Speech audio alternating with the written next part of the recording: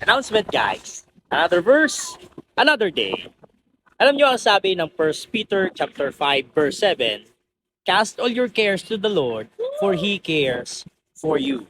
Minsan nag-aakala tayo na wala nang nag-aalala sa atin or wala nang may pakialam sa atin. At kung minsan nga, iniiwan tayo ng ating mga kaibigan, iniiwan tayo minsan ng ating mahal sa buhay, or yung mga malalapit sa atin, iniiwan tayo or kinakalimutan tayo. Pero one thing is for sure, sa ating Panginoon, hindi ka niya kalilimutan. Kailanman, hindi ka niya pababayaan. Kailanman, hindi ka mawawaksi sa kanyang isipan.